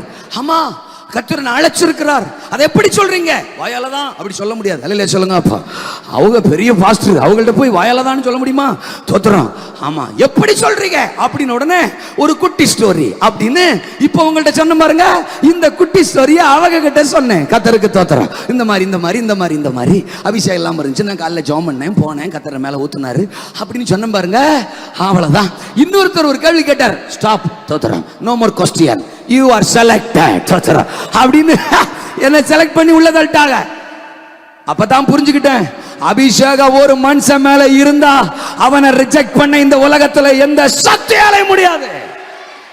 எந்த மனுஷன் மேல பரிசுத்த ஆவியின் அபிஷேகம் இருக்குதோ அவனுக்கு கனம், அவனுக்கு உயர்வு, அவனுக்கு மேன்மை. இருக்கீங்களா? சின்ன வயசுல நான் கிராமத்தில் வளர்ந்தவன். வாலிப சின்ன வயசுல தோத்திரம் அப்படியே டவுசரை போட்டிருப்பேன். பின்னால பஞ்சர் ஒட்டி இருக்கும். தோத்திரம் அப்ப எல்லாம் நாங்க சின்னதா கிழிச்சல் இருந்தாலும் பஞ்சர் ஒட்டி தான் டவுசர் போடுவோம். இப்ப எல்லாம் நல்லா இருக்க டவுசரை கூட கிழிச்சிட்டு ஓடுறாங்க. தோத்திரம் நாங்கெல்லாம் அப்ப கிழிஞ்சிருந்தா உடனே பஞ்சர் ஒட்டிடுவோம். பஞ்சர் ஒட்டிட்டு அது இடுப்புல நிக்காது, அதை தூக்கி இப்படி பிடிச்சிக்கிட்டு தோத்திரம் அப்படியே ஓடுறது. பார்த்தா எங்க ஊருக்கு மேல ஏரோப்ளேன் பறக்கும். உடனே ஏலே நம்ம ஊருக்கு மேல ஏரோப்ளேன் பறக்குறோய் அப்படின்னு ஃப்ரெண்ட்ஸுங்களோட சேர்ந்து அந்த ஏரோப்ளேனை விரட்டிக்கிட்டே ஓடுறது. ஊருக்கு வெளியில வரைக்கும் விரட்டிட்டு போயிடுச்சுரா. இனி அடுத்து எப்போ வரும்னு தெரியலடா, வாங்கடா வீட்டுக்கு போவோம் அப்படின்னு வீட்டுக்கு வந்தவன் நானு. ஓட்ட டவுசரை போட்டு ஓடிக்கிட்டே ஏரோப்ளேனை விரட்டின என்ன இன்னைக்கு அதே ஏரோப்ளேன்ல பல டைம் பல பட்டணங்களுக்கு, பல தேசங்களுக்கு அவருடைய ராஜ்யத்தின் வார்த்தையை அறிவிக்கிற ஊழியனா என்னை உயர்த்தி வைத்திருக்கிறது. அபிஷேகம், அர்ப்பணிப்பு, சபையை நேசிச்ச நேசம், சீயவின் மேல எனக்கு இருந்த பற்று, வாலிபர் கூட்டத்தின் மேல இருந்து இருக்கிற வைராக்கியம், வசனம், ஆவியானவர், அபிஷேகம், பாஸ்டர், ஊழியம், பணிவிட, அவைகளுக்கெல்லாம் என்னை விட்டு கொடுத்த வாழ்க்கை இன்றைக்கு என்ன? இதே சீயவுல நானும் ஒரு நாள் ஒரு மூலையில உட்கார்ந்து பிரசங்கம் கேட்டவன், ஒரு மூலையில உட்கார்ந்து எனக்கு முன்னால இங்கிருந்து ஆறா நடத்தின பாசுமார்களை பார்த்து ரசிச்சவன், இன்னைக்கு அதே சீய மேடையில உங்களுக்கு முன்னால ஒரு சாட்சியின் பாத்திரமா என்ன கொண்டு வந்து நிறுத்தி இருக்கிறாரே, இதை விட உனக்கு என்ன வேற சாட்சி வேணும்? எந்த மனிதனையும் பிரகாசிப்பிக்கிற மெய்யான ஒளி எவரையும் மேன்மைப்படுத்தவும் பலப்படுத்தவும் கர்த்தருடைய கரத்தினால் ஆகும். இந்த உலகம் உன்னை பார்க்கிற பார்வை வித்தியாசமா இருக்கலாம், சாத்தான் உன்னை பார்க்கிற பார்வை வித்தியாசமா இருக்கலாம். ஏதோ ஒண்ணுல உன்னை அடிமைப்படுத்தி உன்னை லாக் பண்ணி காதல்ல, இச்சையில, உலகத்துல, அசுத்தத்துல, தேவைகள்ல, பலவீனத்துல, போராட்டத்துல, தரித்திரத்துல, வியாதியில, பயத்துல, ஏதோ ஒண்ணுல உன்னை அடிமைப்படுத்தி கட்டி வச்சு செயல்பட முடியாதவனா தள்ளிடலாம். அது சாத்தானுடைய தந்திரம். ஆனா ஆண்டவர் உன்னை பார்க்கிற பார்வை விலையேற பெற்றது, வித்தியாசமானது. நீ அவருக்காக எழும்பணும், பிரகாசிக்கணும். அதுதான் உன்னை குறிச்ச தேவனுடைய திட்டம். இருக்கீங்களா? ஆண்டவருக்கு ஆண் இல்ல, பெண் இல்ல. தோத்திரம். ஆண் என்றும் இல்லை, பெண் என்றும் இல்லை, யூதன் என்றும் இல்லை, குரேக்கன் என்றும் இல்லை. எந்த மனுஷனையும் ஆண்டவர் பயன்படுத்துவார். அவங்களை தான் பயன்படுத்துவார், இவங்களை தான் பயன்படுத்துவார். No no no no no no no no. நீ ராஜ்யத்தின் வாசியா இருக்கும் பொழுது அந்த ராஜ்யத்தின் மேன்மைக்காக, வளர்ச்சிக்காக, பெருக்கத்துக்காக, ஆத்தும அறுவடைக்காக எந்த பாத்திரத்தையும் ஆண்டவர் பயன்படுத்துவார். பாத்ரூம் கப்பு பார்த்துருக்கீங்களா? சில வீட்டில் பாத்ரூம் கப்பு அதை கூட பார்த்து இல்லையா? ஒரு மாதிரி பார்க்குறீங்க என்ன? சில வீட்டில் பாத்ரூம் கப்பை பார்த்தீங்கன்னா பரிதாபமாக இருக்கும். பரிதாபமாக எந்த நூற்றாண்டில் வாங்கினாங்கன்னே தெரியாது. தோத்திரம். ஆனால் அந்த பாத்ரூமில் இருக்கும். தோத்திரம். பாத்ரூமில் இருக்கும். அந்த கப்புக்கு சில கப்புக்கு வாயே கிழிஞ்சிருக்கும். அந்த வாய் கிழிஞ்சிருக்கும். சில கப்புக்கு கை முறிஞ்சிருக்கும். அந்த கைப்பிடி முறிஞ்சிருக்கும். சில கப்புக்கு கலரு தேடியும் காணாதிருப்பாய். தோத்திரம். அந்த கலரை உன்னால கண்டுபிடிக்க முடியாது. வெளியில ஒரு கலரு, உள்ள ஒரு கலரு, மல்டி கலரா இருக்கும். பாட்டத்தை பாட்ட அந்த மாதிரி இருக்கும். ஆனா எப்படிரா இந்த கப்பை யூஸ் பண்றாங்க அப்படின்னு நமக்கு தோணும். ஒருவேளை அந்த ஓனர்கிட்ட போய் கேட்டீங்கன்னா அவர் சொல்லுவாரு, உங்களுக்கு என்ன மொண்டா தண்ணி வருதுல போங்க அப்படிம்பாரு. ஹலோ, 10 ரூபா கொடுத்து வாங்கின ஒரு பாத்ரூம் கப்பு பரிதாபமானதுக்கு பிறகும் அதை பயன்படுத்துறதுக்கு அந்த ஓனரால முடியும்னா தன் ரத்தத்தையே விலைக்கிரயம் கொடுத்து வாங்கி இருக்கிற ஒன்ன பயன்படுத்துவார். இந்த கேம்ப்ல ராஜ்யவாசியாக உன்னை அர்ப்பணிச்சு பார். அல்லேலூயாவா? தேவனுடைய ராஜ்யம் புசிப்பும் குடிப்பும் அல்ல, அது நீதியும் சமாதானமும் பரிசுத்தாவினால் உண்டாகும் சந்தோஷம். உலக ராஜ்யம் வேற, தேவ ராஜ்யம் வேற. பிசாசின் ராஜ்யம் வேற, கர்த்தருடைய ராஜ்யம் வேற. இது ஒண்ணு ஒரு நாளும் தோத்திரம் ஒத்து போகாது. தேவனுடைய வாசி, ராஜ்ய வாசி, தேவ ராஜ்யத்தின் வாசி அவன் எப்பொழுதும் வித்தியாசமா தான் இருப்பான். ராஜ்யவாசியின் இயல்பு, நேச்சர் அப்படின்னு 1-2 பாயிண்ட் சொல்லி நான் ஜெபிக்க விரும்புறேன். 1 சாமுவேல் 17ஆம் அதிகாரத்துல ஒரு சம்பவம், நம்ம எல்லாருக்கும் தெரிஞ்ச ஒரு சம்பவம். என்ன சம்பவம்? தாவீது கோலியாத் சம்பவம். பைபிள் படிக்கும் போது இந்த அதிகாரத்தில் இந்த சம்பவம், இந்த அதிகாரத்தில் அந்த சம்பவம். ஆதியாம் 1னா இது, ஆதியாம் 3னா அது, ஆதியாம் 7னா அது, ஆதியாம் 21னா அது அப்படின்னு படிச்சு பழகுங்க. தோத்திரம். வேதத்துக்கு முக்கியத்துவம் கொடுங்க, வசனத்துக்கு முக்கியத்துவம் கொடுங்க. அந்த வசனமே உங்களை தூக்கும், அந்த வசனமே உங்களை உயர்த்தும். தாவீது கோலியாத் நல்லா கவனிக்கணும். இந்த பக்கம் பெலிஸ்தியர் ராஜ்யம், இந்த பக்கம் இஸ்ரவேல் ராஜ்யம், சத்துருவின் ராஜ்யம். இந்த பக்கம் சர்வ வல்லவரின் ராஜ்யம், தேவராஜ்யத்தின் மக்கள். அதை நான் அப்படி கம்பேர் பண்ணி பேசுறேன், கவனிங்க. ராஜ்யவாசிகள் இந்த பக்கம், இஸ்ரவேல் மக்கள், அழைக்கப்பட்ட மக்கள், தெரிந்து கொள்ளப்பட்ட மக்கள். அதுல இங்க ஒருத்தர் இருக்கான், அவன் யாரு? தாவீது. இந்த பக்கம் பிசாசின் ராஜ்யம், பெலிஸ்திய ராஜ்யம், சத்துருவின் ராஜ்யம், தேவனை எதிர்க்கிற ராஜ்யம், தேவ ஜனத்துக்கு விரோதமான ராஜ்யம். அங்க கோலியாத் இருக்கிறான். 8ஆம் வசனம் 9ஆம் வசனத்துல கோலியாத் என்ன சொல்றான்? ஒருத்தனை அனுப்புங்க, என் கூட யுத்தம் பண்ணி அவன் ஜெயிச்சுட்டா நாங்க உங்களுக்கு அடிமைகள், ஆனா நான் ஜெயிச்சுட்டா நீங்க எல்லாரும் எங்களுக்கு வேலைக்காரர், அடிமைகள், சேவகர்கள் அப்படின்னு சொல்றான். அல்லேலூயாவா? அப்போ பிசாச பொறுத்தளவுக்கு தேவ ராஜ்யத்தின் பிள்ளைகளை, ராஜ்யவாசிகளை, ராஜ்யத்தின் மக்களை ஏதோ ஒன்றுல என்ன பண்ணணும்? அடிமைப்படுத்தணும், நம்மளை அடிமைப்படுத்தி வைக்கணும். அதுதான் பிசாசுடைய திட்டம், சாத்தானுடைய நோக்கம். இங்க கோலியாத்தோட பிளான் அதுதான். முழு இஸ்ரவேல் மக்களையும் தோற்றம் தனக்கு அடிமைகளா, தங்களுக்கு அடிமைகளா மாற்றணும். ஆனால் யுத்த களத்துக்கு தோத்துறான் புறப்பட்டு, ஆமா தம்பி இப்ப போற மாதிரியே தோத்துறான். தாவீதும் யுத்த களத்திற்கு போனார். ஆமா, அவர் எல்லாத்தையும் எடுத்துக்கொண்டு போய் கொடுப்பதற்காக போனார். இவர் இங்கிருந்து பாட்டில் எடுத்துக்கொண்டு தண்ணீர் கொண்டு வருவதற்காக போகிறார். அல்லையா சொல்லுங்க அப்பா. சரி கவனியுங்கள். ஆமா, தாவீது யுத்த களத்துக்கு போறான். உங்களுக்கு அந்த சம்பவம் எல்லாம் தெரியும், எனக்கு டைம் இல்லை, நான் முடிக்கிறேன். தோத்துறேன்.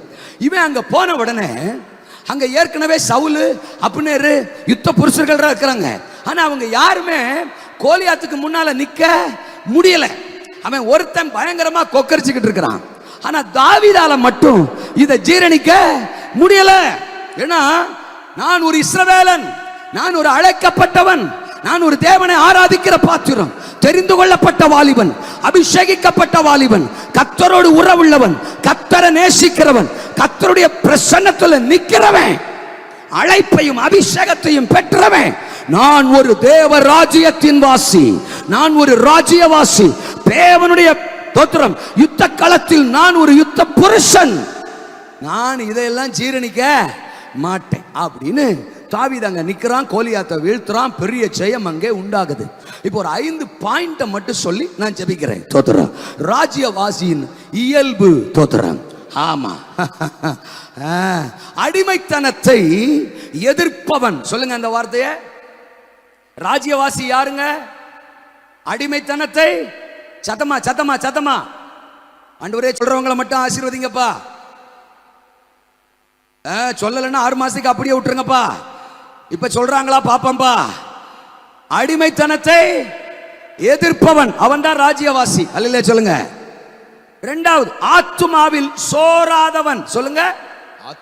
ஆத்துமாவில் சோராதவன் அவன் தான் ராஜ்யவாசி, அவன் தான் ராஜ்யவாசி. தோத்துறான். மூன்றாவது, ஆண்டவர் தருவதை பயன்படுத்துகிறவன். சொல்லுங்க அந்த வார்த்தையை. ஆண்டவர் தன்னை நம்பி எதை தர்றாரோ அதை பயன்படுத்துகிறவன் அவன் தான் யாருங்க? ராஜ்யவாசி.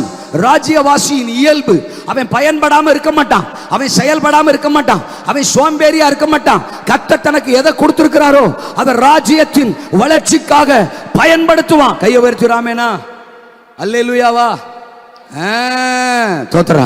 முதல்ல சொன்ன அடிமைத்தனத்தை எதிர்ப்பவன், இரண்டாவது சொன்ன ஆத்துமாவில் சோராதவன், மூணாவது சொன்ன ஆண்டவர் தருவதை பயன்படுத்துகிறவன். தோத்ரா. நாலாவது, அரக்க வல்லமையை அழிப்பவன். சொல்லுங்க அந்த வார்த்தையை. அரக்க வல்லமையை, கோலியாத்தின் வல்லமையை அழிப்பவன் ராஜ்யவாசி. தோத்ரா தோத்ரா. அஞ்சாவது, அனைத்தையும் கொள்ளையிடுகிறவன். சொல்லுங்க சத்தமா சத்தமா சத்தமா. ஆத்துமாக்களை, ஆசீர்வாதங்களை, சாத்தான் கரத்தில் இருக்கிற தேசத்தை, பட்டணத்தை, கிராமங்களை, இளைஞர்களை, தோத்திரம் நூற்றுக்கணக்கான ஆயிரக்கணக்கான கூட்டத்தை கொள்ளையிடுகிறவன் அவன்தான் ராஜ்யவாசி. சாத்தான் அவன் ராஜ்யத்துக்கு ஆளை திரட்டணும், ஆளை இழுக்கணும்னு தான் அவன் பிரயாசப்படுறான். அதுக்காக அவன் செயல்படுறான். ஆமா, பாவத்தை விதைக்கிறான், காதலை விதைக்கிறான், இச்சையை விதைக்கிறான், மொபைல் போன்ல அசுத்தத்தை விதைக்கிறான், பல விஷயங்களை இன்னைக்கு உலகத்துக்குள்ள விதைச்சு சின்ன பிள்ளைகளை கூட தன்னுடைய ஆளுகைக்குள்ள, தன்னுடைய ராஜ்யத்துக்குள்ள கொண்டு வர அவன் துடிக்கிறான். அவனுக்கே அவ்வளவு ஆசை இருந்தா உலகத்தையே படைச்சவர் நம்ம அப்பா, மனுஷனைய உருவாக்கினவர் நம்ம அப்பா, மனுஷனுக்குள்ள ஜீவ சுவாசத்தை கொடுத்தவர் நம்ம அப்பா, அந்த மனிதனுடைய மீட்புக்காக தன்னுடைய குமாரனுடைய ரத்தத்தை விலைக்கிரயமா சிலுவையில ஒப்பு கொடுத்தவர் நம்ம அப்பா. விடுவாரா? விடுவாரா? அவன் ராஜ்யத்தை அழிக்கத்தான் உன்னை ராஜ்யவாசியா மாத்தி இருக்கிறாரு. அவன் ராஜ்யத்துக்குள்ள கிடக்கிற ஆயிரக்கணக்கான ஆத்துமாக்களை கொண்டு வரத்தான் உன்னை ராஜ்யவாசியா மாத்தி இருக்கிறாரு. ஆமெனா? நாம ரட்சிக்கப்பட, நாம ராஜ்யவாசியா மாற, நாம தேவ பிள்ளையா மாற யாரோ ஒருத்தர் நமக்காக பிரயாசப்பட்டாங்கல்ல, அழுதாங்கல்ல, கண்ணீர் வடிச்சாங்கல்ல, திரும்ப திரும்ப திரும்ப திரும்ப வந்து நமக்கு சுவிசேஷம் சொன்னாங்கல்ல, நமக்காக ஜெபம் உபவாசம் பண்ணாங்கல்ல, அவங்க பட்ட பிரயாசம் தானே இன்னைக்கு நம்மை தேவனுடைய பிள்ளைகளாக மாற்றி இருக்கு. இங்க வந்திருக்கிற ஆயிரக்கணக்கான நீங்க ஒவ்வொருத்தரும் பிரயாசப்பட, தேவனுக்காக செயல்பட எழும்புவீங்கன்னா இருளின் ராஜ்யத்துக்குள்ள கிடக்கிற, சாத்தானுடைய ஆளுகைக்குள்ள கிடக்கிற எத்தனை ஆயிரங்களை, எத்தனை லட்சங்களை தேவன் பக்கம் நீங்க கொண்டு வர முடியும் தெரியுமா? அதுக்கு தான் உங்களை அழைச்சிருக்கிறாரு. அல்லேலூயாவா. ஒரு கிதியோன, ஒரு எப்தாவை, ஒரு சிம்சோன, ஒரு தெபோரால, ஒரு எஸ்தர, ஒரு பவுல, ஒரு பேதுருவ, ஒரு எலியாவை, ஒரு எலிசாவை, ஒரு மோசையை, ஒரு ஜோசுவாவை அழைத்து பயன்படுத்தின கர்த்தர் உன்னை இந்த உலகத்துல மகிமையா பயன்படுத்துவார். நீ பயன்படாம இருக்க வாய்ப்பே இல்லை. அப்ப ராஜ்யவாசி அடிமைத்தனத்தை எதிர்ப்பான்.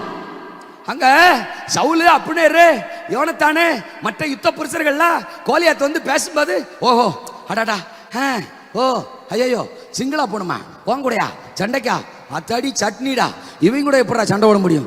ஆளு உயரமா இருக்கானே, உருண்டையா இருக்கானே, பார்க்கறதுக்கே பயமா இருக்கு, இவங்க கூட சண்டை ஓட நம்மளால முடியாதா? சோத்தை போட்டா சாப்பிடுவோம்டா, ட்ரெஸ்ஸை போட்டு போஸ்ட் கொடுப்போம்டா, நாங்கள் யுத்த வீரர்கள், நாங்கள் ஆர்மியில் இருக்கிறோம். Attention, stand at ease, attention, right hand, left hand, அமைதி அமைதி.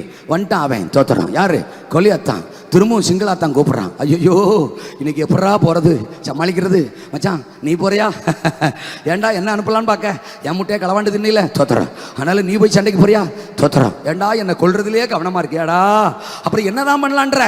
நேத்து என்ன பண்ணமோ அதையும் இன்னைக்கும் செய்யலாம். நேத்தான் ஒண்ணுமே பண்ணலடா, அதைத்தான் சொல்றேன், கம்முன்னு தோத்துறான். இப்ப அவன் போயிடுவான். போனவொடனே மணி அடிப்பாங்க, மணி அடிச்ச உடனே சோறு போடுவாங்க, போய் சாப்பிடுறோம், பசேறோம், வீட்டுக்கு போறான். அல்லேலூயா சொல்லுங்க. அப்படின்னு எல்லாரும் போஸ் கொடுத்துக்கிட்டே இருக்கிறானே ஒழிய, தாவீது உள்ள வந்தான் பாருங்க, அவனுக்கு மட்டும் இந்த கோலியாத்துடைய மேட்ரு ஜீரணிக்கவே முடியல. யாரா நீ? யார் நீ? தோத்துறோம். நாங்க யாருன்னு உனக்கு தெரியுமா? நாங்கள் ராஜ்யவாசிகள், நாங்க தேவ ராஜ்யத்தின் மக்கள், இஸ்ரவேலின் சேனை, கர்த்தரின் சேனையை நிந்திப்பதற்கு இந்த விருத்த சேதனம் இல்லாத பெலிஸ்தியன் ஏமாற்றுறான். எங்களையே அடிமைப்படுத்தலாம் நினைக்கிற, எங்களையே வேலைக்காரனாக்கலாம் நினைக்கிற, எங்களை உனக்கு அடிமையா வைக்க நினைக்கிறியா? சாகர வரைக்கும் எங்க அப்பாவுக்கு சேவகர்களா இருப்போமே ஒழிய, அவர் பிள்ளைகளா இருப்போமே ஒழிய, உனக்கு அடிமைப்பட நாங்க மாட்டோம். அடிமைத்தனத்தை எதிர்க்கிறவன் அவன் தான் ராஜ்யவாசி. தம்பி தங்கச்சே தோத்துறோம். உன்னை ஏதோ ஒன்றுல சாத்தான் அடிமைப்படுத்த முயற்சிக்கிறானா? காதல்ல, இச்சையில, பேராசையில, பொருளாசையில, தோத்துறோம். செல்போன்ல, பேஸ்புக்ல, கூகுள்ல, இன்டர்நெட்ல, அசுத்தத்துல, அருவருப்புல, வேசித்தனத்துல, இன்னைக்கு பச்சை பிள்ளைகளை கூட பிசாசு அடிமைப்படுத்தி வச்சிருக்கிறான். அருவருப்புகள்ல இன்னைக்கு வாலிப உலகம் உளுந்து கிடக்கு. எப்படி ஆகும் உன்னை அழிச்சு, உன் எதிர்காலத்தை அழிச்சு, உன்னை அவமானப்படுத்தி, சிம்சோன் அவமானப்படுத்தின மாதிரி மொட்டை போட வச்சான் பாரு. தோத்துறான். எல்லாருக்கும் முன்னால கேலி பொருளா நிறுத்தினான் பாரு, கண்ணை புடுங்கிட்டான் பாரு, அவன் வாழ்க்கையை கேள்விக்குறியா மாத்தினான் பாரு. அந்த மாதிரி உன்னை இன்னைக்கு பாவம் உனக்கு சந்தோஷமா தெரியும், காதல் உனக்கு சந்தோஷமா தெரியும், ரோசி உனக்கு சந்தோஷமா தெரியுமா, ஜோசப் உனக்கு சந்தோஷமா தெரியுமா? ஆனா தோத்துறான். இதே சாத்தான் உன்னை இதே காதல்ல மூழ்கடிச்சு உன் வாழ்க்கையை அழிச்சு, எதிர்காலத்தை அழிச்சு, உன்னை குறிச்ச தேவ திட்டத்திலிருந்து உன்னை தூரப்படுத்தி, எல்லாரும் உன்னை நிந்திக்கிற மாதிரி, அவமானப்படுத்துற மாதிரி, கேலி சின்னமா உன்னை மாத்திடுவான். ஜாக்கிரதை. நீ ராஜ்யவாசியா இருந்தா, நீ கர்த்தரால் அழைக்கப்பட்ட பிள்ளையா இருந்தா, உன் மேல அபிஷேகம் இருந்தா, தாவீதின் மேல கர்த்தருடைய ஆவியானவர், தாவீதின் மேல ரட்சிப்பு, தாவீதின் மேல அபிஷேகம், தாவீதுக்கு தேவனுடைய உறவு, தாவீது தேவனால் தெரிந்து கொள்ளப்பட்டவன், அவன் அடிமைத்தனத்துக்கு இடம் கொடுக்க மாட்டான். அவன் அடிமைத்தன ஆவிய எதிர்ப்பான். இந்த முகாமோட நம்மளை அடிமைப்படுத்தி வச்ச எல்லா ஆவியையும் அழிக்கிறோம், ஜெயிக்கிறோம், எதிர்க்கிறோம், மேற்கொள்றோம். என் அப்பாவே நான் அடிமை அல்லன்னு சொல்றாரு. தோத்துறான். நான் எவனுக்கும் அடிமை அல்லன்னு சொல்றாரு. விடுதலை பெற்ற பெண்மான், என்னை விடுவிக்கிற கர்த்தர் அவர், என்னை விடுவித்து சுதந்திரவாளியா வச்சிருக்கிற அவரே என்ன அப்படி வச்சிருக்கும் போது கேவலம் நீ என்ன அடிமைப்படுத்த பாக்குறியா? காதல் ஆவி இயேசுவின் நாமத்துல, பொல்லாத ஆவி என்னை விட்டு போ, என் பக்கத்துல இருக்கிற சிஸ்டரை விட்டு போ, என் அக்கா விட்டு போ, அண்ணனை விட்டு போ, தம்பியை விட்டு போ. காதலை பத்தி பேசினால என் பக்கத்துல இருக்கிற தம்பி முறைக்கான், தோத்துறான், பிரசங்கியார முறைக்கான். அப்படின்னா அவனுக்குள்ள அந்த ஆவி இருக்கு. இயேசுவின் நாமத்தினால இப்ப நான் ஜெபம் பண்றேன், அல்லேலூயா. அந்த பொல்லாத ஆவி என் தம்பியை விட்டு, சகோதரனை விட்டு, நண்பனை விட்டு புறப்பட்டு போ. நாங்கள் அடிமைத்தனத்தை எதிர்க்கிற கூட்டம். சொல்லுங்க, ஒரு ராஜ்யவாசி நம்ம இந்தியாவில் இளையர்கள் வந்து நம்மளை அடிமைப்படுத்த முயற்சிக்கும் போது, நாங்க இந்தியன், நாங்க இந்தியர்கள், இந்திய தேசத்தின் வாசிகள், இந்திய தேச குடிமக்கள், எங்களை யாரும் அடிமைப்படுத்த விட மாட்டோம். எந்த அந்நிய வல்லமைகள், அந்நிய சக்திகள், அயல் நாட்டவர் எங்களை அடிமைப்படுத்த முடியாது, வெள்ளையனே வெளியேறு அப்படின்னு எதிர்ப்பு இயக்கங்கள், எதிர்ப்பு சக்திகள் எழும்புச்சு இல்லையா? அவங்க எல்லாம் அழைக்கப்பட்டவங்களா, அபிஷேகம் பெற்றவங்களா, ரட்சிக்கப்பட்டவங்களா, தேவராஜ்யத்தின் வாசிகளா? இல்லைங்க சிஸ்டர், இல்லைங்க பிரதர், இல்ல தம்பி, இல்ல தங்கச்சி, தோத்துறான். அவங்களுக்கே அப்படி ஒரு வைராக்கியம் இருந்திருக்கும்னா, நம்ம தேவராஜ்யத்தின் மக்கள், அழைக்கப்பட்டவர்கள், அபிஷேகம் பண்ணப்பட்டவர்கள், பரிசுத்தாவினால் நிரப்பப்பட்டவர்கள், அடிமைத்தனத்தை எதிர்ப்போம், பாவத்தை எதிர்ப்போம். என்ன அடிமைப்படுத்த எந்த சாத்தானுக்கும் நான் இடம் கொடுக்க? அடிமைத்தனத்தை எதிர்க்கிறவன். ரெண்டாவது நான் சொன்னேன், தோத்துறான். ஆமா, என்ன சொன்னேன்? ஆத்துமாவில் சோராதவன். தாவீது வந்து இப்போ கோலியாத்துக்கு விரோதமா எழும்புறதுக்கு பிளான் பண்ண உடனே எல்லாரும் சப்போர்ட் பண்ணாங்களா? இல்ல. 28ஆம் வசனத்துல அண்ணன்மாரி எதிர்க்கிறான்.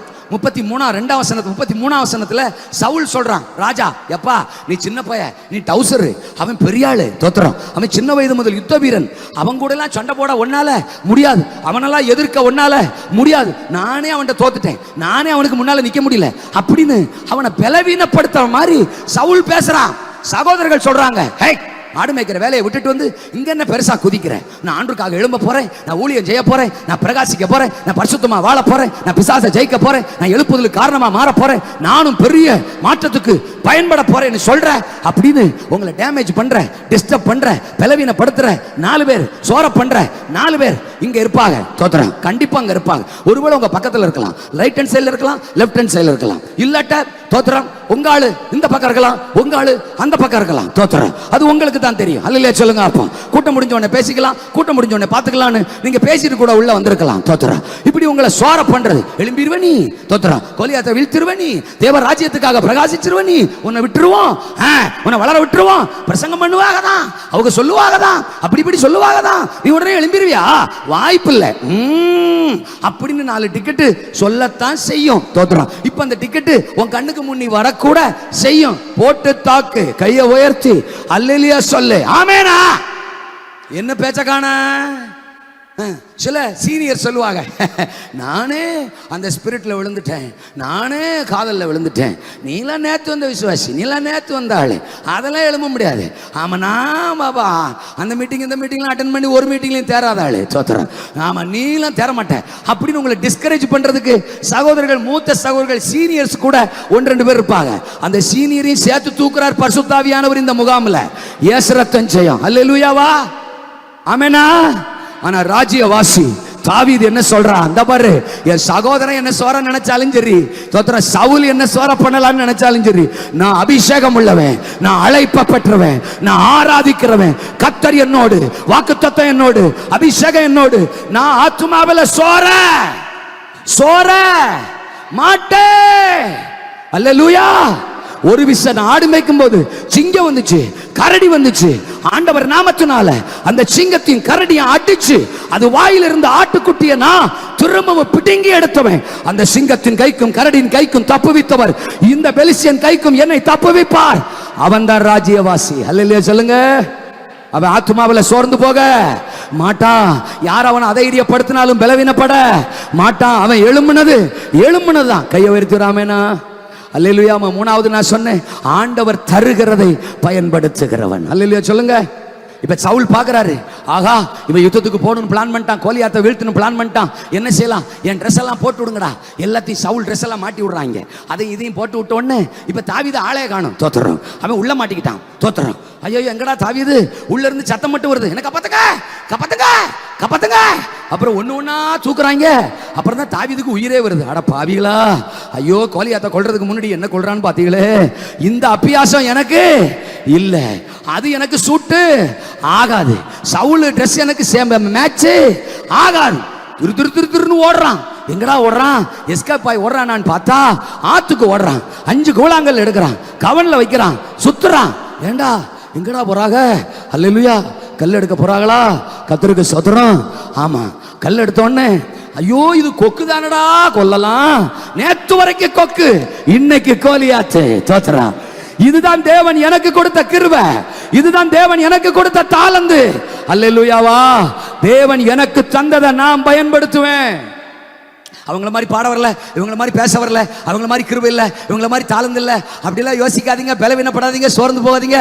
உங்களுக்குள்ள ஒரு ஸ்பெஷல் இருக்கு, உங்களுக்குள்ள ஒரு யூனிக்னஸ் இருக்கு, உங்க மேல ஆவியானவர் இருக்கிறார், உங்களுக்குள்ள இயேசுவின் நாமம் இருக்கு, உங்களுக்குள்ள வார்த்தை இருக்கு, உங்களுக்குள்ள கிருபை இருக்கு. தேவன் உங்களுக்கு கொடுத்த தாளந்த தேவனுக்காக நீ பயன்படுத்து. அல்லேலூயா. அரக்க வல்லமையை அழிக்கிறவன் ராஜ்யவாசி.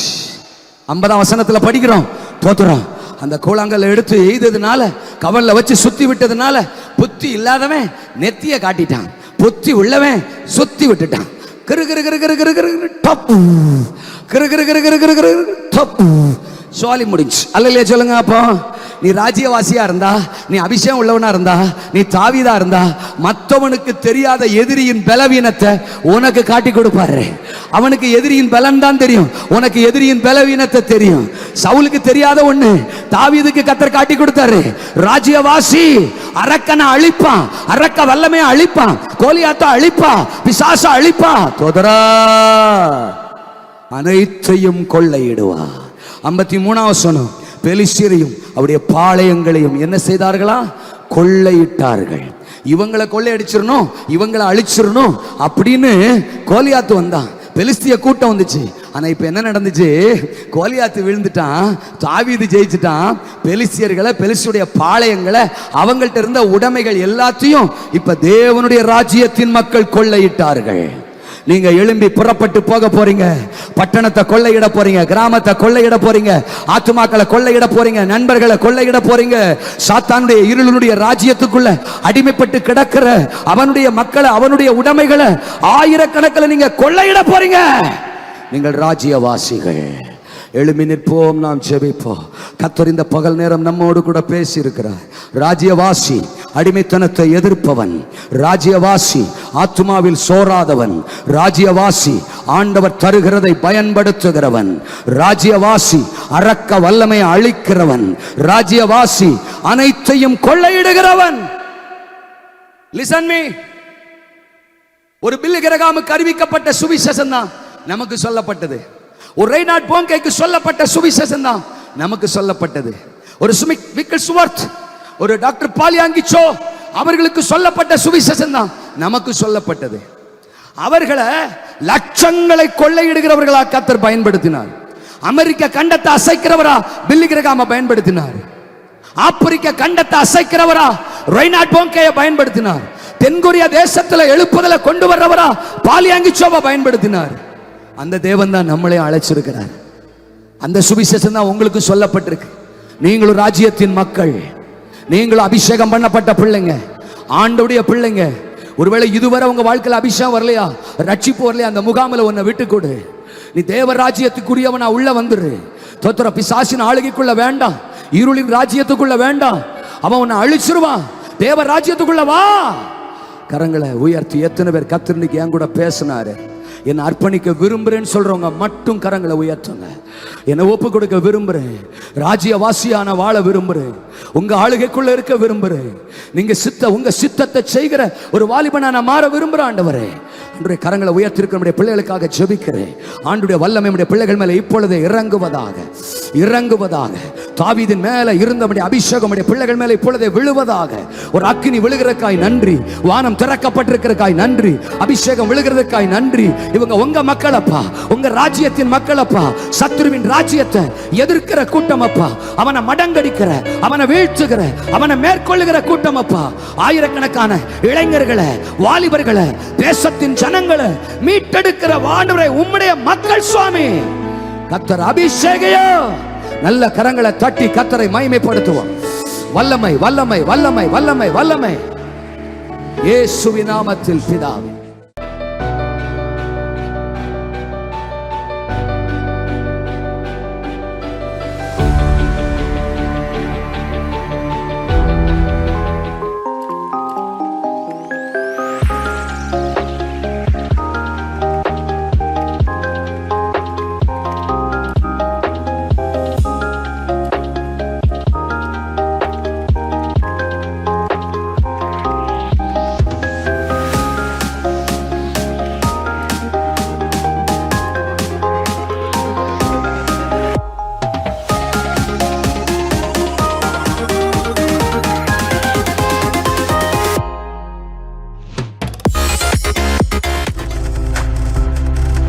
நீங்கள் பார்த்துக் கொண்டிருப்பது உங்கள் ஜாய் டிவி. உங்கள் துக்கம் சந்தோஷமாய் மாறும்.